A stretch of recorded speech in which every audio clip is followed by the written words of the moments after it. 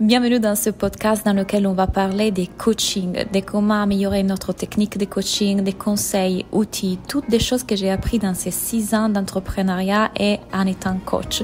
Ici, je vais te parler aussi un peu des arrière-scènes de mon entreprise, de mon business et de ma formation pour devenir coach. Donc, si tu cherches à apprendre encore mieux à être coach et donner encore plus de résultats à tes clients, tu es au bon endroit. Hello, bienvenue dans ce nouvel épisode de podcast. Aujourd'hui, j'aimerais vraiment vous parler de comment est-ce qu'on aide à nos clients à trouver les solutions. Et d'ailleurs, ces solutions, elles viennent d'où? C'est exactement ce dont on va parler dans cet épisode. Vous voyez, on pourrait penser qu'on est là pour donner des réponses à nos clients. Et parfois, c'est vrai qu'on apporte effectivement des réponses quand on est coach en business, par exemple. Effectivement, on peut apporter des réponses sur certaines stratégies que la cliente peut améliorer, faire différemment, l'aider à s'organiser mieux, etc. Ou alors encore en coaching en perte de poids, on apporte des réponses sur la meilleure nourriture à utiliser, comment créer un protocole, ou encore en coaching en human design. Mais ici, je vais faire un focus surtout sur un coaching de vie et spirituel. Et du coup, la typologie de coaching que j'enseigne, bien évidemment, dans ma formation pour devenir coach, dans lequel, à partir du moment dans lequel une personne a un cerveau, on peut la coacher. Donc, dans ce cas-là, on n'est pas forcément là pour donner une réponse. Car d'ailleurs, il n'y a pas un moi qui donne une réponse. Ça veut dire que je ne suis pas cette identité qui a la réponse, mais je suis plutôt cette source à travers laquelle des choses se font constamment. Et quand je laisse que cette source puisse s'exprimer à travers moi, je ne suis plus moi la coach qui parle et qui a des réponses, mais c'est juste la source qui se fait à travers moi, qui fait ce qu'il y a à faire. Et bien évidemment, quand on est dans notre tête et inquiète pour comment est-ce que le coach est en train de se passer, quelle réponse je dois donner à la cliente, quelle est la prochaine question que je dois poser, on est complètement déconnecté de cette source. Enfin, on ne peut jamais être déconnecté de cette source parce qu'on est la source. C'est le défaut du langage ici qui crée de la séparation. C'est plutôt que, disons, cette source, on peut filtrer. C'est comme si tous les rayons du soleil qui peuvent passer à travers la fenêtre, en fait, ne sont pas en train de passer parfaitement. Il y en a certains qui sont un peu bloqués parce qu'on est dans notre tête. Et d'ailleurs, la même source, c'est fait dans le client. Et dans le client aussi, elle est filtrée à ces moments-là.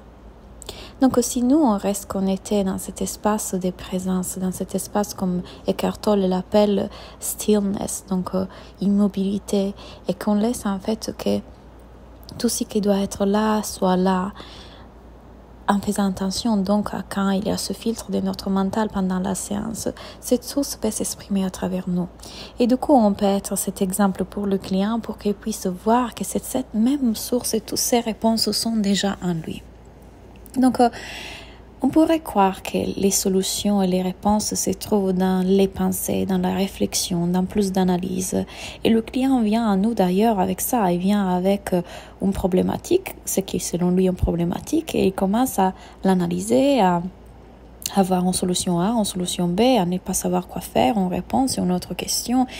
Il y a beaucoup de réflexions, il y a beaucoup d'analyse. Et il vient en croyant qu'en fait, nous, on va l'aider à trouver la réponse à travers cette analyse. Et ce n'est pas du tout ce que nous, en tant que Soulful Coach, on propose. Parce que la réponse ne se trouvera jamais dans plus d'analyse. La réponse ne se trouvera jamais dans plus de pensées. Parce que les pensées, ce ne sont rien d'autre que cette activité psychologique qui se fait en nous et qu'on peut observer, qui est désigné pour nous garder en survie selon notre cerveau, mais la réponse se fait déjà avant que le cerveau soit présent. Donc avant que le cerveau mette réflexion et comparaison et analyse et questionnement, la décision, la réponse, la solution a déjà été là, était toujours là. Et ça a été scientifiquement prouvé comme dans notre cerveau, il y a quelque chose qui s'allume bien avant que la raison qui dit « je vais vers le verre d'eau ». Donc, je suis déjà en train d'aller vers le verre d'eau parce que je savais déjà que j'avais soif et seulement après, le cerveau arrive en disant « Ah, tiens, j'ai soif ». Donc, la solution ne se trouvera jamais dans plus de réflexions parce que la solution a toujours été là déjà. Mais bien évidemment, le client vient à nous sans le savoir et sans l'avoir, cette solution. Nous, on est celui qui est ancré et qui voit tout ça se faire en lui.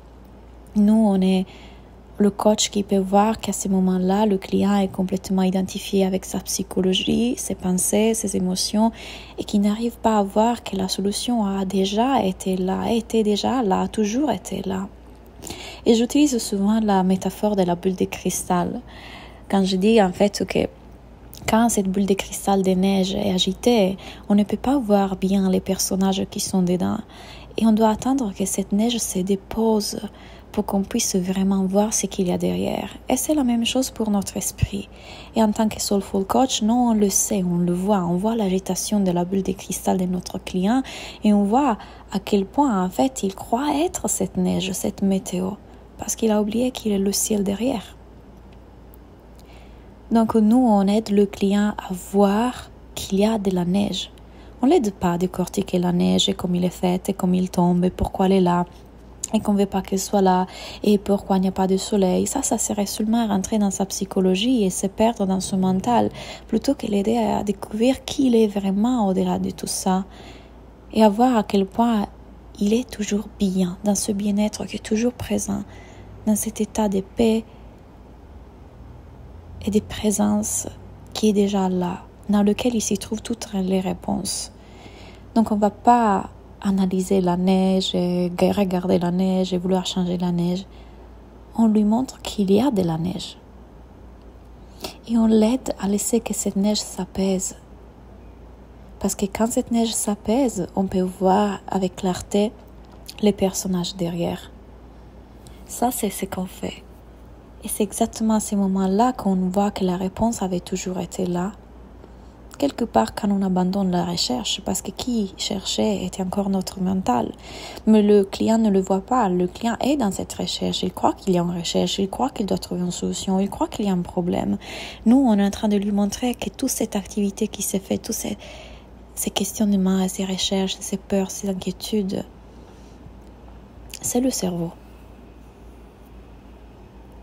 Donc, ce n'est pas à nous d'apporter la clarté, de lui donner une réponse, de lui dire quoi faire, de lui dire comment communiquer dans son couple.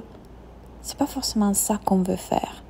Et je ne dis pas que ces choses ne peuvent pas être utiles. Il y a peut-être une utilité dans le fait de faire ça. Parfois, effectivement, quelqu'un nous donne une stratégie et c'est une stratégie qui fonctionne, mais ça sera toujours des changements qui ne seront pas vraiment durables si on donne toujours des protocoles, des méthodes, des stratégies, des façons de faire. Le vrai changement durable, c'est que j'ai remarqué sur moi, sur mes clients, sur plein d'autres personnes, c'est celui de voir qui je suis vraiment au-delà de toutes ces interrogations, ces recherches, ces problèmes que je crois avoir. Ça, c'est le vrai changement durable. Donc, on est juste là pour pointer dans une direction vers laquelle le client ne voit pas encore. Parce qu'il est trop immergé dans sa tête, dans son mental, il ne le voit pas. Et petit à petit, on est en train de lui montrer toutes ses pensées, comme ils sont en train d'offusquer ce qui est déjà là. Donc, comment on fait ça concrètement? On le pointe dans la direction de la neige et on lui montre que derrière, il y a un ciel bleu qui à ce moment-là était couvert, mais qui a été là tout le temps quand même. En d'autres mots, on va lui montrer ce que sa psychologie est en train de faire pour qu'il puisse lui-même l'observer. On appelle ça dézoomer. C'est comme si on dézoome et on se regarde. C'est comme si on regardait notre corps et notre esprit de plus haut. Imaginez comme des personnes qui font des expériences de mort imminente. Ils sortent de leur corps et peuvent voir leur corps. Nous, on est en train de sortir de notre mental, pouvoir voir notre mental. Et on voit tous ces jeux, comment il fait, qu'est-ce qu'il fait. Et puis, une autre pensée arrive et on se rend compte qu'on n'était plus dans l'observateur, on était à nouveau dans le mental. Et donc, c'est ça qu'on est en train de faire. Ces sortes d'élastiques entre je suis très, très, très, très, très proche de mon expérience, de cette chose que je crois être mon expérience, ma psychologie. Et puis, hop, je reviens plus large, plus large, plus large. Et je vois, en fait, tout ça se faire en moi. Et du coup, ces émotions qui passent à travers moi, ces pensées. Et plus je fais ça, plus je rentre dans un espace dans lequel la solution avait toujours été là et je n'avais pas besoin en fait d'y mettre autant de réflexions, autant de mental, parce que il y a un instinct, une intuition, quelque chose à l'intérieur de nous qui est tout le temps en train de nous guider. D'ailleurs, même dire intuition, c'est un mot qui n'explique pas vraiment ce qui c'est et qui confond beaucoup. Intuition, c'est tout ce qui est. On est vécu par intuition. La vie qui vit à travers nous est intuition. Cette source dont je parlais tout à l'heure, encore tout d'autres mots qui expliquent la même chose, c'est intuition. On est intuition. On est vécu par la vie constamment et ça s'est fait à travers nous constamment.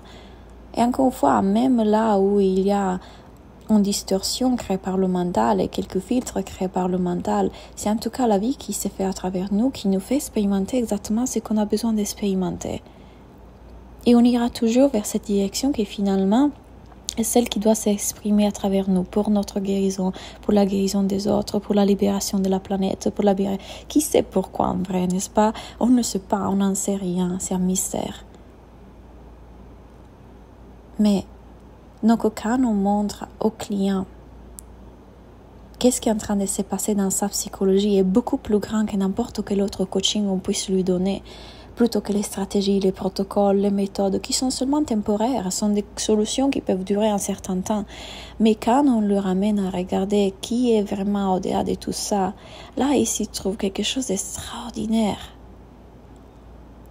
Ma vie a complètement changé à partir du moment dans lequel je peux voir qui je ne suis pas et du coup toucher à qui je suis vraiment. Il y a une fluidité, il y a une paix, il y a une capacité de me laisser toucher par la vie. Tout ce que l'expérience humaine me propose, je peux le ressentir. Je sais que j'ai cette capacité incroyable en moi de laisser que ces énergies me traversent, sans y résister, sans les éviter, sans vouloir les changer. Et du coup, ça m'a rendue beaucoup plus ouverte à n'importe quelle autre belle expérience, encore une fois, si on veut faire la différence entre beau et moche, bien et mal, mais toute l'expérience en fait. N'importe quelle météo, ça peut se faire à travers moi, le soleil comme la neige, et c'est merveilleux d'être dans cette ouverture de l'expérience, un pied dans l'expérience et un pied dans la conscience du vrai moi.